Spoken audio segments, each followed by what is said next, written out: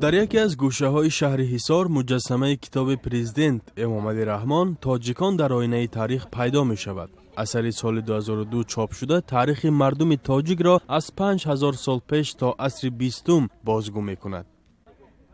مجسمه از آهن و چوب ساخته شده زیر برف و باران خراب نمی شود. چرخ زیر تیمسال کتاب مجسمه را سیار می کند و در صورت ضروری از یک جا به جای دیگر انتقال دادن آن امکان پذیر می شود.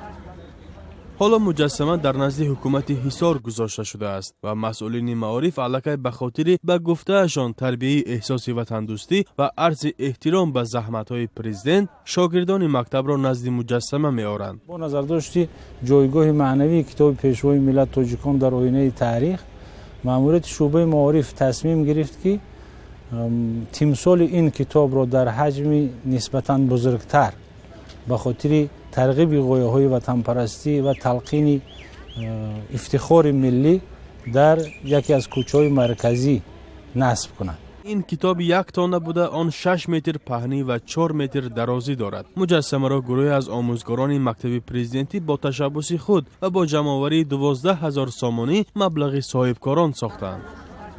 به این کودکان گفتند که آموزش آثار پرزیدنت خیلی مهم است. پیشوای ملت نه تنها بعضی سیاکاری بودنش این کتاب‌های تاریخی را می‌نویسد. قانون‌های تاجیکستان ساختن مجسمه شخص زنده از جمله پرزیدنت را منع می‌کند، ولی مسئولین معارف حصار بنیاد تیمسال کتاب را ارج‌گذاری به پرزیدنت تلقی می‌کنند.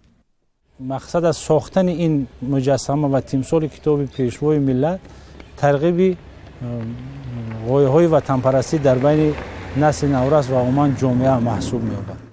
در طول 20 سال با مؤلفی امام علی رحمان 10 کتاب نشر شده است. منقدان میگویند در تاجیکستان کش شخصیت پرزیدنت اوج گرفته تا همکنون ایجاد مجسمه های آثار او رسیده است.